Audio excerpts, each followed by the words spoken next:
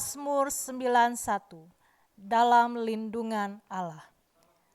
Orang yang duduk dalam lindungan yang maha tinggi dan bermalam dalam naungan yang maha kuasa akan berkata kepada Tuhan, tempat perlindunganku dan kubu pertahananku, Allahku yang kupercayai.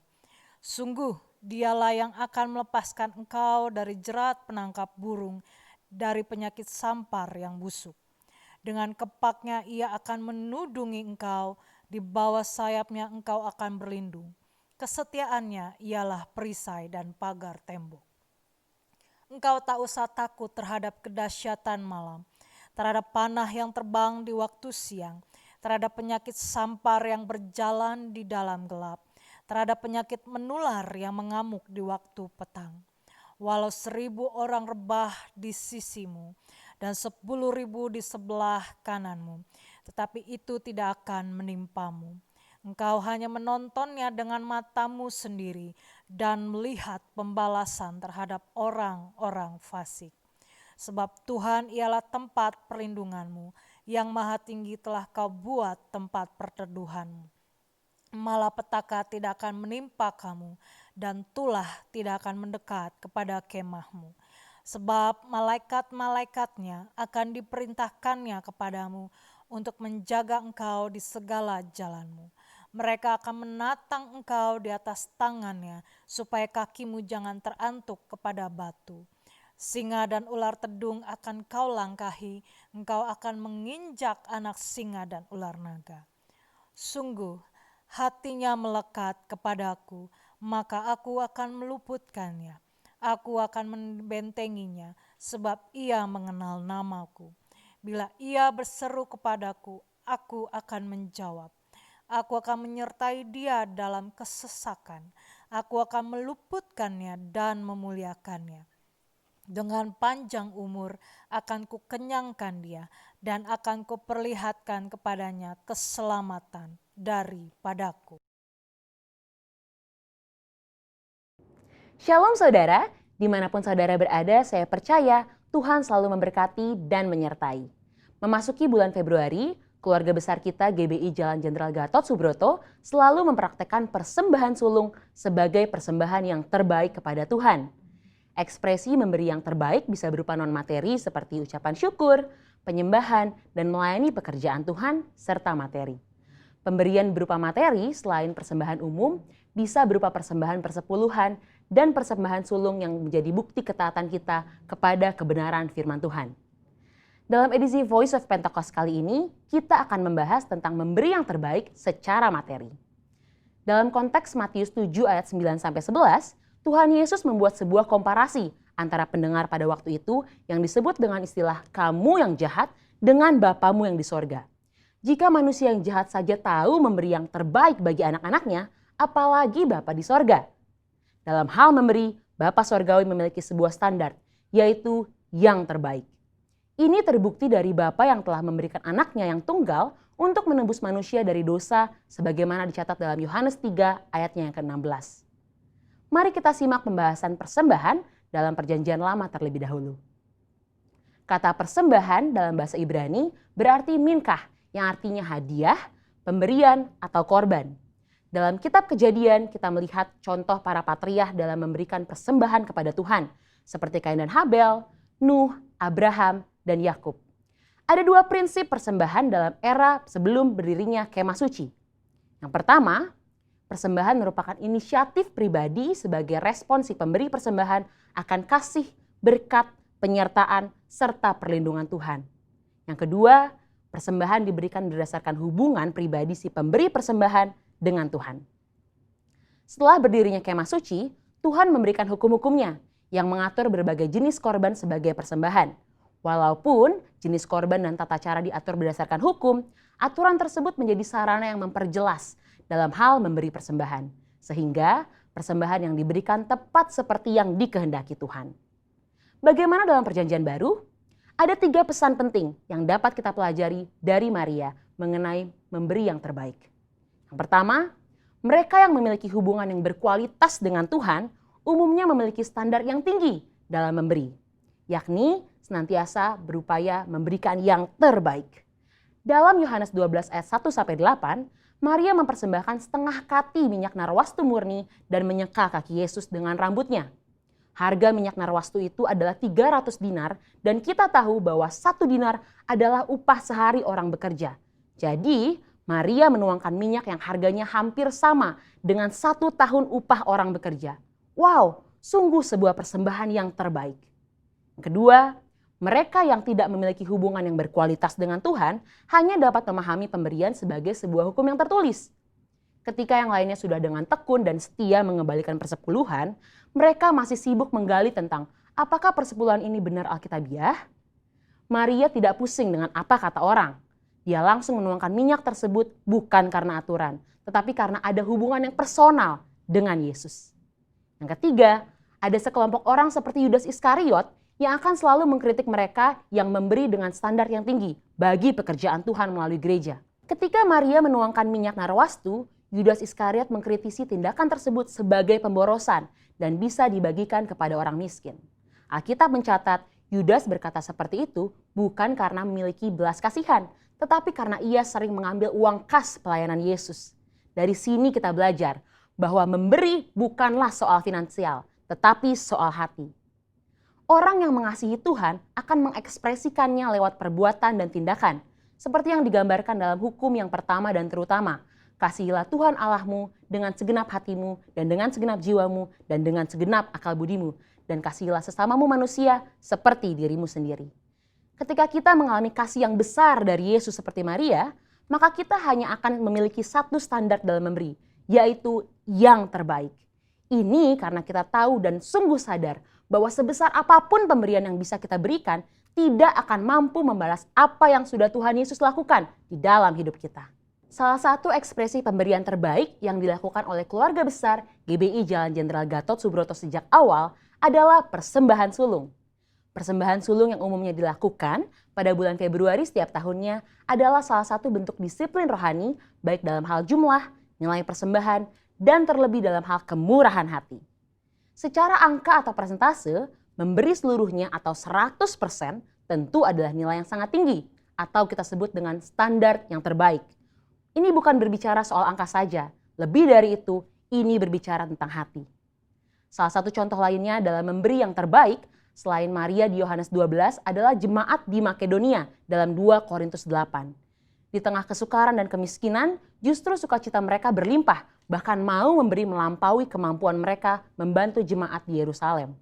Pesan utama dari cerita ini adalah kasih karunia Tuhan mentransformasi hati dan memampukan jemaat di Makedonia untuk memberi melampaui keterbatasan mereka.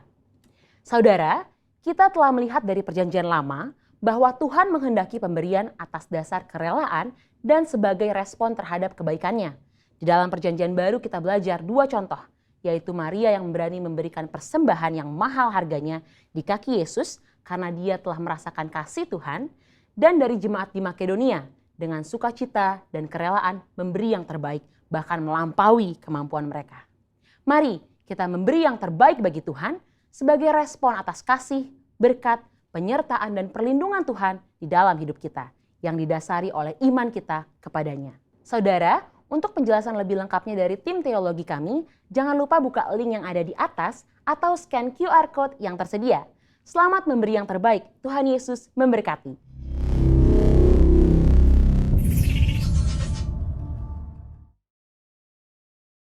Shalom, shalom, shalom semuanya Bapak Ibu terkasih, umat Tuhan GBI Cempaka Mas dan seluruh pemirsa YouTube channelnya GBI Cempaka Mas dimanapun Anda berada.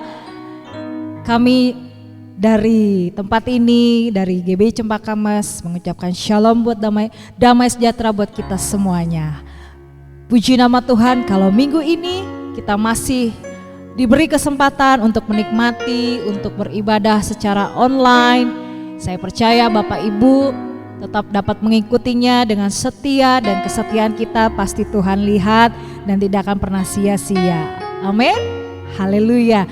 Mari Bapak Ibu siapkan minggu pagi ini yang spesial. Nanti juga kita akan menikmati perjamuan kudus dan biarlah sepanjang ibadah online ini berikan waktu sedikit saja untuk kita sungguh-sungguh beribadah di rumah Bapak Ibu sekalian. Siapkan roti perjamuan, anggur perjamuan Bapak Ibu bisa diganti dengan teh atau dengan anggur atau sirup merah, dan roti perjamuan bisa dengan roti tawar atau biskuit. Yang penting adalah makna dari perjamuan itu Bapak Ibu Saudara mengerti bahwa kita telah ditebus dengan darah yang mahal, dan perjamuan ini mengingatkan kita akan peristiwa penyaliban Kristus. Amin. Kita siapkan hati kita Bapak Ibu, naikkan pujian penyembahan. Ada kuasa di balik pujian penyembahan kita. Haleluya. Tuhan Yesus memberkati.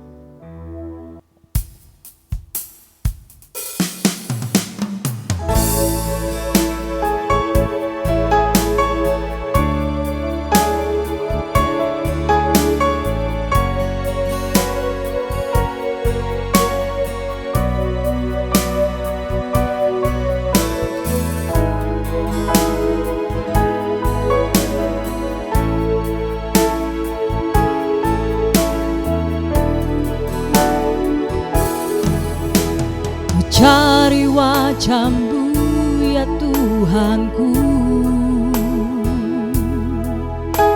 ku tahu kekuatanku di dalam-Mu. Selama ku hidup, selama ku ada, hatiku menyembah kepadamu. Panggil nama-Mu ya Yesusku, ku taruh harapan di dalam-Mu. Selama ku hidup, selama ku ada, hatiku melekat kepadamu.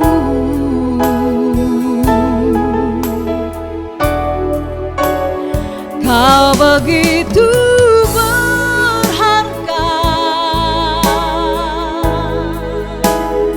Kau begitu mulia. Setiap kali Kau punya cara untuk menolongku. Ku tak pernah ragukan, ku tak pernah risaukan.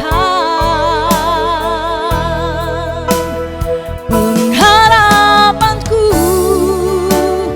dalam-Mu Tuhan kan menjadi nyata.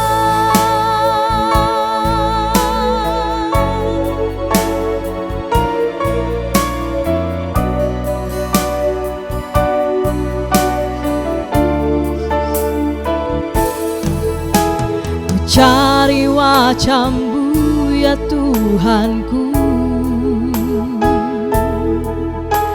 ku tahu kekuatanku di dalam-Mu. Selama ku hidup, selama ku ada, hatiku menyembah kepadamu. Ku panggil nama-Mu ya Yesusku, ku nyatakan harapan dalam-Mu.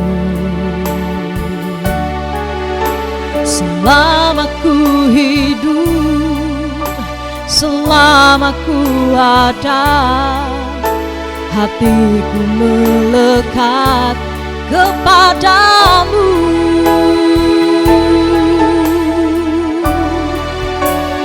Kau begitu berharga, Kau begitu mulia. Setiap kali Kau punya cara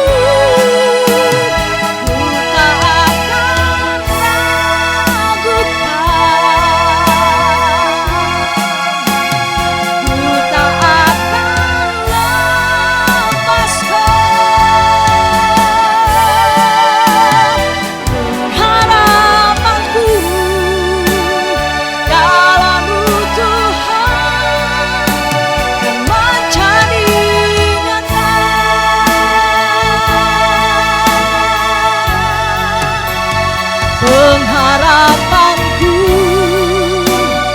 dalam-Mu Tuhan dan menjadi nyata.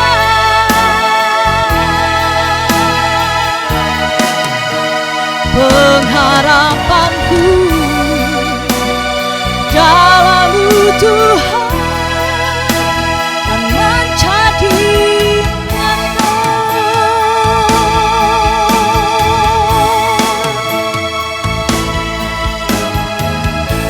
Haleluya.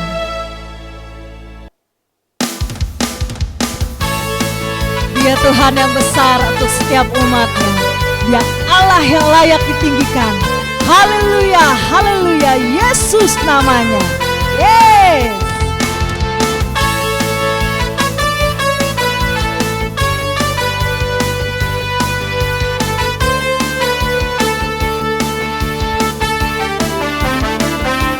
Sebab Tuhan Maha Besar dan sangat terpuji. Dia lebih dahsyat dari segala Allah. Sebab Tuhan Maha Besar dan sangat terpuji. Kuasanya dahsyat menghancurkan musuh. Sekali lagi katakan, sebab Tuhan Maha Besar dan sangat terpuji. Dia lebih dahsyat dari segala Allah. Sebab Tuhan Maha Besar dan sangat terpuji. Kuasanya dahsyat menghancurkan musuh. Ceritakanlah kemuliaan-Nya di antara segala bangsa, dan perbuatan-Nya yang sungguh ajaib di antara suku bangsa. Ceritakan saudara, ceritakanlah kemuliaan-Nya di antara segala bangsa, dan perbuatan-Nya yang sungguh ajaib di antara suku bangsa. Sebab Tuhan Maha Besar dan sangat terpuji. Dia lebih dahsyat dari segala Allah. Sebab Tuhan Maha Besar dan sangat terpuji. Kuasanya dahsyat menghancurkan musuh. Kuasanya dahsyat, dahsyat, dahsyat, dahsyat, dahsyat, dahsyat, dahsyat menghancurkan musuh.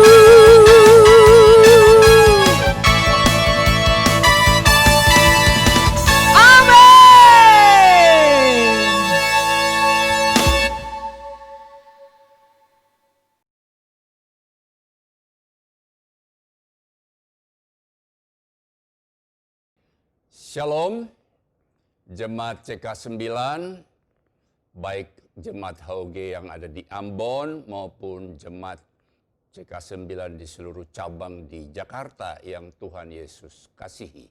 Senang berjumpa lagi dengan saudara pada hari ini untuk membagi berkat kebenaran firman Tuhan. Kita patut memanjatkan puji syukur kehadirat Tuhan yang kita sembah di dalam Kristus Yesus. Kalau kita diizinkan memasuki tahun yang baru, tahun 2021, setelah kita melewati tahun 2020 yang penuh dengan tantangan. Kita tahu semua itu karena anugerah dan kemurahan Tuhan, sehingga kita bisa ada sebagaimana kita ada saat ini. Dan pada kesempatan yang berbahagia ini, saya mau mengucapkan selamat Natal, dan selamat tahun baru 2021, Tuhan Yesus memberkati kita semua berlimpah-limpah-limpah. Nah, saudara, memasuki tahun 2021, Tuhan berikan tema kepada gereja Gatot Subroto lewat gembalanya Bapak Pendeta Insinyur Niko Nyotoro Harjo bahwa tahun ini adalah tahun integritas. Itu selaras dengan tema yang disampaikan juga oleh BPH GBI bahwa tahun ini adalah tahun membangun karakter ilahi. Hari ini saya akan berbicara dengan judul khotbah integritas Kristen. Ayatnya di dalam Filipi 2 ayat yang kelima. Hendaklah kamu dalam hidupmu bersama menaruh pikiran dan perasaan yang terdapat juga di dalam Kristus Yesus. Saudara, integritas dalam bahasa Latin artinya integrate, artinya komplit. Komplit artinya juga tanpa cacat, sempurna, tanpa kedok. Integritas menurut Kamus Bahasa Indonesia yang pertama berbicara tentang mutu. Sifat dan keadaan yang menunjukkan kesatuan yang utuh sehingga memiliki potensi dan kemampuan yang memancarkan kewibawaan. Yang kedua berbicara tentang kejujuran. Integritas juga berkenaan dengan jati diri. Integritas berbicara mengenai kesejatian bukan kemunafikan, kemurnian bukan pura-pura. Integritas menyatakan apa adanya diri kita secara tulus. Suatu keberanian dan keteguhan untuk menyatakan diri dengan jujur tanpa manipulasi demi keuntungan atau motivasi tertentu. Orang yang berintegritas adalah orang yang memiliki keutuhan dan keselarasan dalam pikiran, perasaan, sikap, perbuatan, dan perkataan. Semua aspek dalam dirinya, internal, sisi dalam, dan eksternal, sisi luar, tetap sinkron dan harmonis, tidak ada rekayasa dan kepalsuan. Nah saudara, sebelum saya menyampaikan integritas sesuai dengan kebenaran firman Tuhan, saya mau menyampaikan dulu bahwa ada fondasi yang keliru di dalam membangun integritas. Yang pertama, takut ditolak. Integritas yang luntur itu tidak sekedar membuktikan kepalsuan, itu juga dibuktikan dengan tidaknya berdiri di atas fondasi yang kuat. Dan ujian dan proses itu akan membuktikan kredibilitas sebuah integritas. Orang yang takut ditolak itu orang yang berusaha untuk membuktikan dirinya supaya dia sempurna, membuktikan dirinya bahwa bisa diterima dan diterima dan dihargai oleh orang lain. Sifat ini juga membuat orang mudah tersinggung dan sulit menerima evaluasi dan kritik dari orang lain. Untuk menghindari penolakan, kita akhirnya berusaha untuk selalu menyenangkan orang lain. Yang kedua, fondasi yang salah takut dihakimi. Sikap perfeksionis, artinya ingin selalu sempurna, membuat kita sering menghakimi orang lain atau diri kita sendiri. Itu sebabnya kita menjadi takut dinilai dan dihakimi. Ketakutan akhirnya membuat kita jatuh ke dalam jurang kemunafikan. Yang ketiga, fondasi yang salah artinya orang yang takut gagal. Ketakutan ditolak dan dihakimi oleh orang lain akhirnya membuat rasa takut gagal. Kegagalan dianggap akhir dari segalanya. Kegagalan meruntuhkan semangat dan tekadnya. Rasa takut gagal membuat kita terbelenggu dan stagnasi di zona nyaman. Dan yang terakhir, fondasi yang keliru adalah merasa malu. Rasa malu sebenarnya berkaitan dengan rambu-rambu etika. Menjadi positif jika dipergunakan secara tepat. Tapi perasaan malu yang berkelebihan dan tidak berdasar merupakan sebuah jerat. Itu lebih tepat disebut gengsi. Jadi selanjutnya saya akan menyampaikan integritas dalam Alkitab. Saudara, sekalipun secara eksplisit, artinya secara jelas kita tidak menjumpai istilah integritas di dalam Alkitab. Namun secara implisit, secara tersamar, tersebar di seluruh bagian Alkitab, khususnya berkaitan dengan orang-orang yang dipanggil untuk melayani. Nah, saudara, integritas yang pertama adalah integritas iman. Setiap orang percaya harus memiliki integritas iman yang baik. Iman di dalam Ibrani 11 ayat yang ke-1 dikatakan iman adalah dasar dari segala sesuatu yang kita harapkan dan bukti dari segala sesuatu yang tidak kita lihat. Artinya jika kita percaya kepada Allah, maka kita harus memiliki sikap dan tindakan sesuai dengan iman kita. Allah menghendaki agar ada keterpaduan antara hati orang yang percaya dengan mulut yang mengaku. Dalam Roma 10 ayat ke-10 dikatakan karena dengan hati orang percaya dan dibenarkan dan dengan mulut orang mengaku dan diselamatkan. Artinya apa yang ada di dalam hati kita, kita percaya, kita ucapkan. Contohnya begini, kalau ditanya, apa kabar? Wah, puji Tuhan. Tuhan itu luar biasa. Tahun ini adalah tahun yang dahsyat. Saya selalu dalam perlindungan Tuhan. Jangan kita bilang, waduh payah. Payah, keadaan saya payah. Itu berarti tidak ada integritas yang sesuai dengan iman kita. Kalau ditanya bagaimana dengan penyakitmu? Mungkin seseorang sedang dalam sakit, tapi dia tidak bilang begini, bahwa waduh payah, saya tidak akan bisa disembuhkan. Tetapi orang yang punya integritas iman, dia selalu berkata bahwa saya percaya oleh bilur-bilur Yesus, saya akan disembuhkan. Kalau ditanya bagaimana dengan pekerjaanmu, bagaimana dengan usahamu? Puji Tuhan, tahun ini adalah tahun yang penuh berkat. Saya percaya tahun ini usaha saya akan jauh lebih baik daripada tahun sebelumnya. Itu adalah integritas sesuai dengan iman kita. Yang kedua, integritas diri. Yang dimaksudkan dengan integritas diri di sini adalah keterpaduan antara perkataan dan perbuatan kita. Saudara, orang-orang Farisi dikecam oleh Tuhan Yesus karena mereka tidak memiliki integritas diri yang baik. Mereka mengajarkan hukum Taurat, tapi mereka sendiri tidak melakukannya.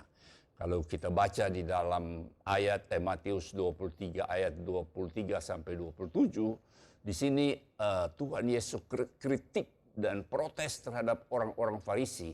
Dikatakan di dalam ayat yang 23 dikatakan begini, celakalah kamu, hai ahli-ahli Taurat dan orang-orang Farisi. Hai kamu orang-orang munafik, sebab persepuluhan dari selasi, adas manis dan jintan kamu bayar. Tetapi yang terpenting dalam hukum Taurat kamu abaikan, yaitu keadilan dan belas kasihan dan kesetiaan.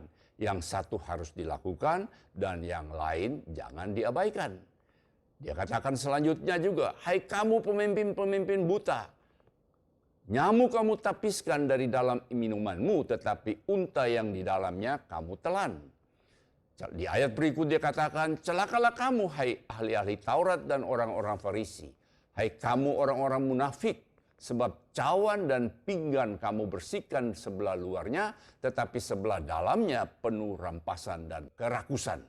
Hai orang Farisi yang buta, bersihkanlah dahulu sebelah dalam cawan itu, maka sebelah luarnya juga akan bersih.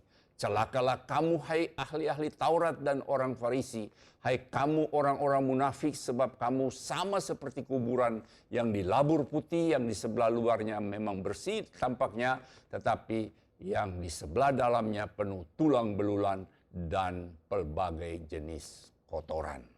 Nah, saudara yang dikasihi Tuhan, itulah sebabnya Yohanes menyatakan bahwa kita mengasihi bukan dengan perkataan, tapi dengan perbuatan dan dalam kebenaran. 1 Yohanes 3 ayat yang ke-18.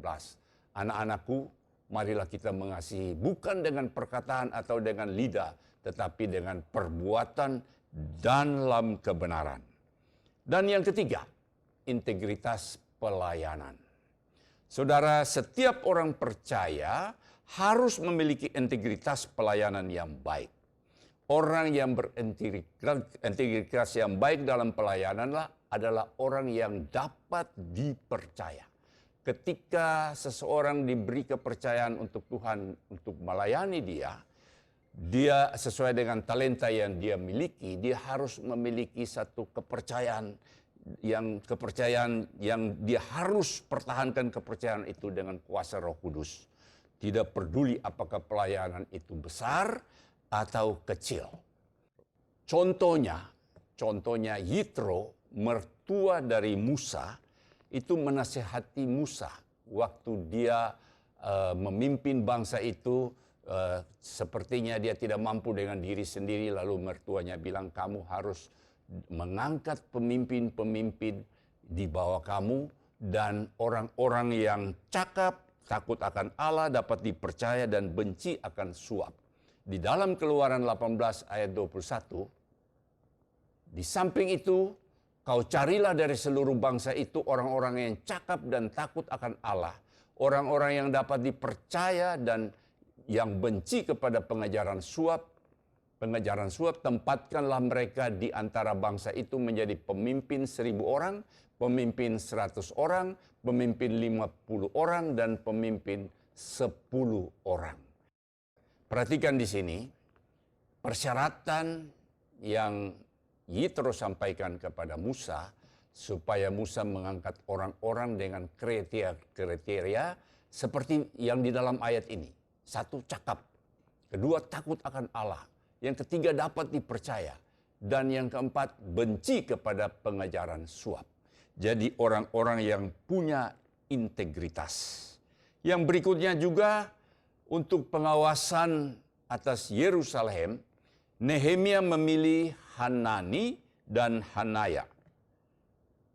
Karena mereka adalah orang-orang yang dapat dipercaya dan takut akan Allah. Lebih daripada orang-orang lain. Di dalam Nehemia 7 ayat yang kedua. Pengawasan atas Yerusalem aku serahkan kepada Hanani, saudaraku, dan kepada Hananya, panglima benteng, karena dia seorang yang dapat dipercaya dan yang takut akan Allah lebih daripada orang yang lain. Selanjutnya, Rasul Paulus juga menasehati agar Timotius mencari orang-orang yang dipercaya untuk dimuridkan menjadi pelayan-pelayan Tuhan yang berkomitmen dan militan. 2 Timotius 2 ayat yang kedua.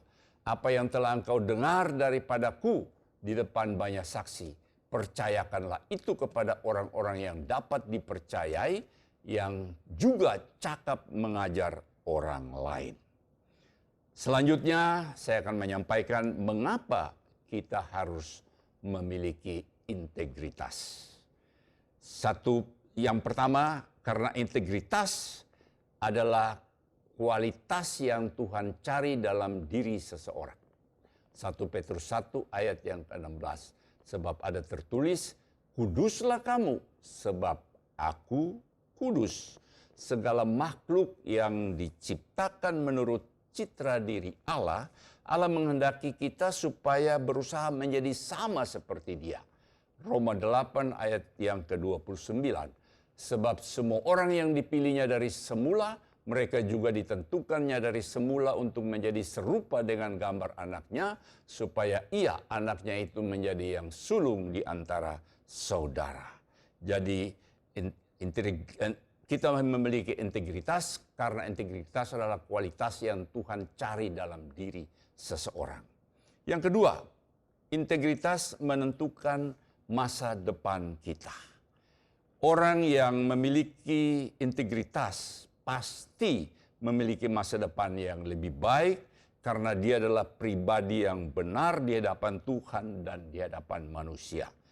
Orang yang dapat dipercaya itu akan menduduki jabatan-jabatan, posisi-posisi yang strategis, dan juga sebagai pengusaha akan mendapatkan mitra kerja yang baik karena dia mempunyai integritas. Amsal 28 ayat yang ke-20. Orang yang dapat dipercaya mendapat banyak berkat, tetapi orang yang ingin cepat menjadi kaya tidak akan luput dari hukuman. Ulangan 28 ayat yang ke-13. Tuhan akan mengangkat engkau menjadi kepala dan bukan menjadi ekor. Engkau akan tetap naik dan bukan turun.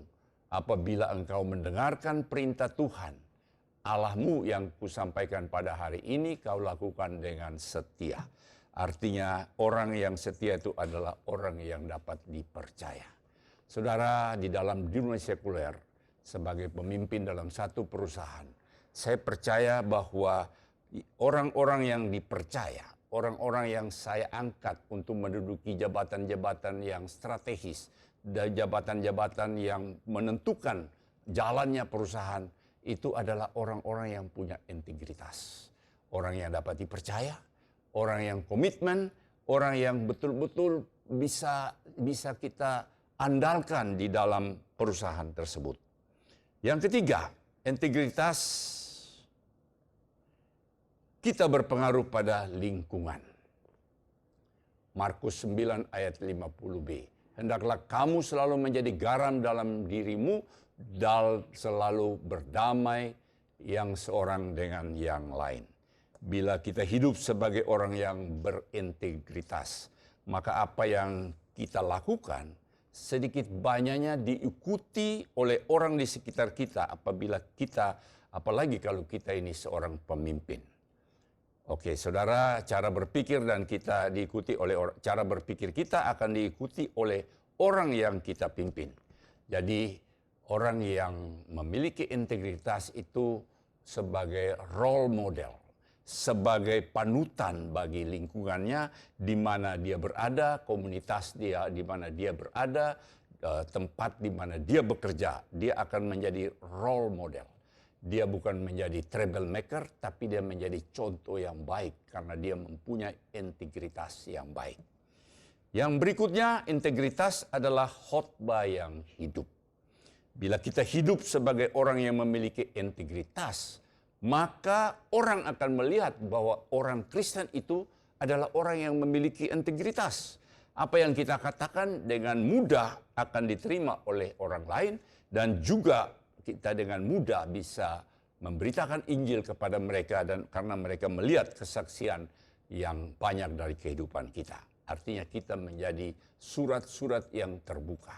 Matius 5 ayat yang ke-16. Demikianlah hendaknya terangmu bercahaya di depan orang, supaya mereka melihat perbuatanmu yang baik dan memuliakan Bapamu yang di surga. Artinya kita tidak usah berkhotbah. Dari hidup kita, orang melihat ada integritas sebagai seorang Kristen, maka kita sudah mempunyai nilai tambah untuk membawa mereka untuk mengenal kebenaran firman Tuhan. Berikutnya, kunci mengembangkan integritas. Ada beberapa hal, saya harap saudara bisa perhatikan. Yang pertama adalah perhatikan hal-hal yang kecil.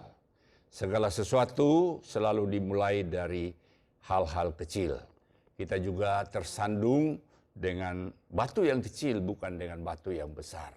Dalam Matius 25 ayat yang ke-21, maka kata Tuhan itu kepadanya, baik sekali perbuatanmu itu, hai hambaku yang baik dan setia. Engkau telah setia dalam perkara kecil, aku akan memberikan kepadamu tanggung jawab dalam perkara yang besar. Masuklah dan turut dalam kebahagiaan Tuhanmu. Saudara yang dikasihi Tuhan, saudara mau supaya saudara bisa mengembangkan integritas saudara, saudara harus perhatikan hal-hal kecil. Jangan menganggap, nggak apa-apa itu hal-hal kecil tidak terlalu masalah. Tapi banyak orang tersandung karena dengan batu yang kecil, bukan dengan batu yang besar. Yang berikut, katakan tidak pada pencobaan.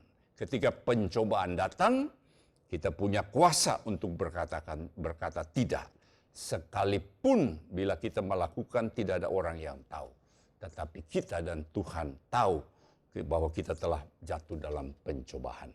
Di dalam Yakobus 1 ayat yang ke-12, berbahagialah orang yang bertahan dalam pencobaan, sebab apabila ia sudah tahan uji, ia akan menerima mahkota kehidupan yang dijanjikan Allah kepada barang siapa yang mengasihi dia. Saudara, di dalam hidup ini, di dalam selama kita ada di muka bumi ini, itu kita tidak bebas dari pencobaan. Tetapi kita menentukan apakah kita jatuh dalam pencobaan atau kita bisa berkata tidak kepada pencobaan. Ada ibarat yang berkata begini, ada banyak burung yang berterbangan di kepala kami, di kepala kita. Tetapi jangan membiarkan dia hinggap di atas kepala kita untuk dia membuang kotoran di atas kepala kita. Itu sangat tergantung dari kita. Berarti kita harus berkata tidak pada pencobaan. Yang berikutnya, jangan bedakan kehidupan di depan umum ketika tidak dilihat oleh orang. Nah, saudara, banyak orang berpikir, wow, tidak ada orang saya bisa berbuat sesuatu. Tapi saya mau beritahu saudara, ada firman Tuhan di dalam Lukas 12 ayat ketiga. Karena itu apa yang kamu katakan dalam gelap akan kedengaran dalam terang. Dan apa yang kamu bisikan ke telinga di dalam kamar akan diberitakan dari atas atap rumah. Jadi tidak ada yang tersembunyi di hadapan Tuhan. Nah, saudara, hari ini saya mengajak kita untuk dalam memasuki tahun 2021. Kita harus membawa atau membentuk integritas kita supaya integritas yang seperti yang Tuhan kehendaki. Mazmur 24 ayat 3 sampai 5 yang berbunyi sebagai berikut. Dikatakan, siapakah yang boleh naik ke atas gunung Tuhan? Siapakah yang boleh berdiri di tempatnya yang kudus? Orang yang bersih tangannya dan murni hatinya. Orang yang tidak menyerahkan dirinya kepada penipuan dan yang tidak bersumpah palsu. Dialah yang akan menerima berkat dari Tuhan dan keadilan dari Allah yang menyelamatkan dia. Artinya dari ayat ini, orang yang punya integritaslah yang layak untuk masuk dalam kerajaan surga. Orang yang mempunyai integritaslah yang layak untuk mendapatkan diangkat bersama-sama Tuhan Yesus pada kedatangannya pada kali yang kedua. Nah, saudara yang dikasihi Tuhan, saya mengharapkan dengan tema yang Tuhan berikan kepada kita, kita harus selalu menjaga integritas kita. Karena kenapa tema ini disampaikan? Saya mendapatkan bahwa persyaratan untuk kita diangkat bersama-sama Tuhan nanti itu adalah orang yang punya integritas. Karena Tuhan akan datang segera. Kita harus mempersiapkan diri sebaik mungkin supaya kita didapati layak untuk menjadi anak-anaknya, diangkat bersama-sama dengan Dia. Tuhan Yesus memberkati kita.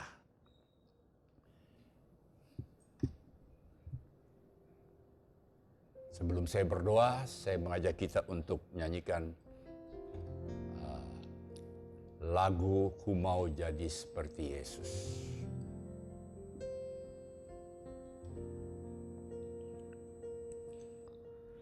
Ku mau seperti-Mu Yesus, disempurnakan selalu dalam segenap jalanku, memuliakan nama-Mu.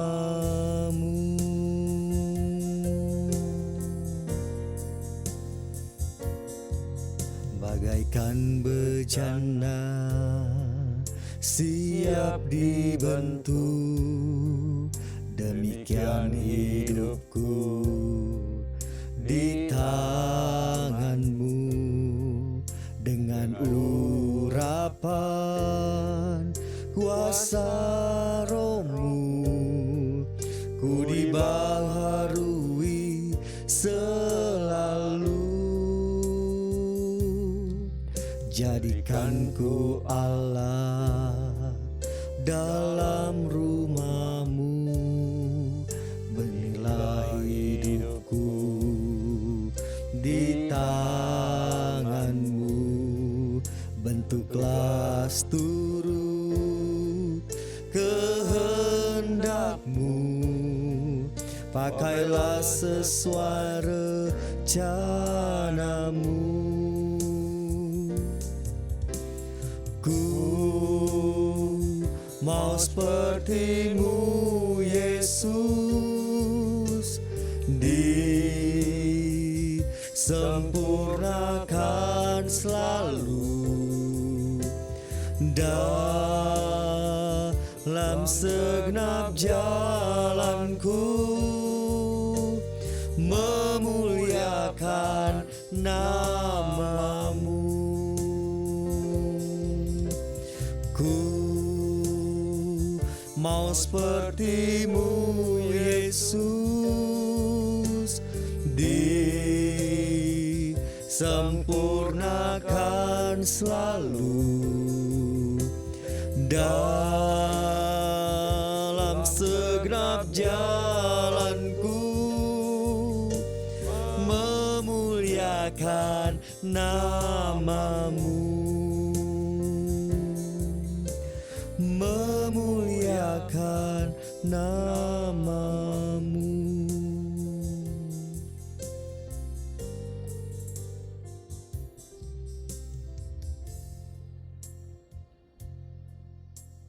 Kita tunduk kepala, kita berdoa. Haleluya. Kami telah mendengar kebenaran firman Tuhan.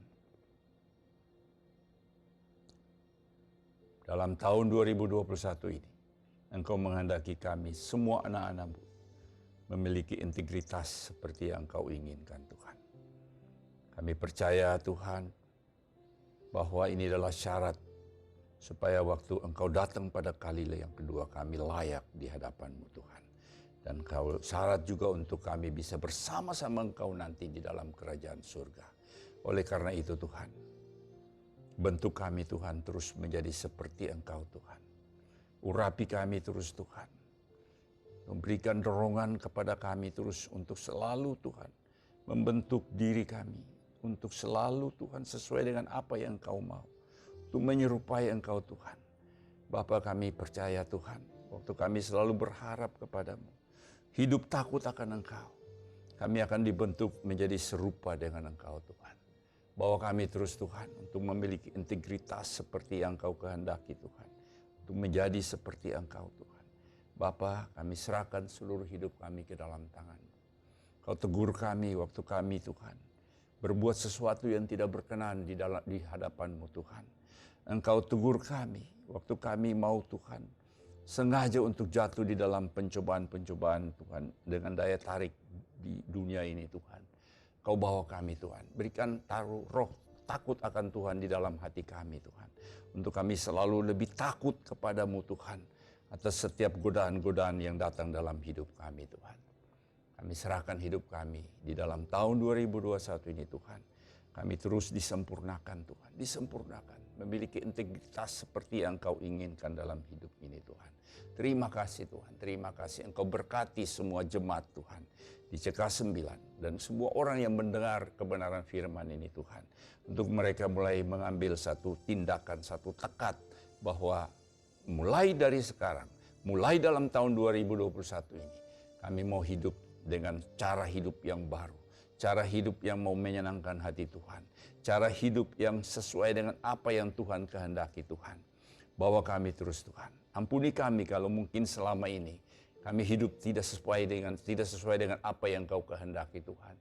Ampuni kami. Layakkan kami untuk memulai satu pola hidup yang baru, yang sesuai dengan integritas yang Kau kehendaki, Tuhan. Terima kasih, Tuhan. Mampukan kami, Tuhan. Mampukan kami. Kau berkati semua jemaat CK9 dan semua pendengar atau pemirsa yang mendengar khotbah ini, Tuhan.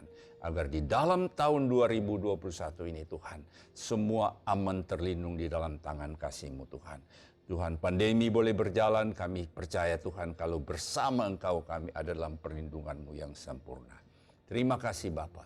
Terima kasih, Bapa. Terpuji-puji nama-Mu, Tuhan. Di dalam nama Yesus kami berdoa dan mengucapkan syukur. Haleluya.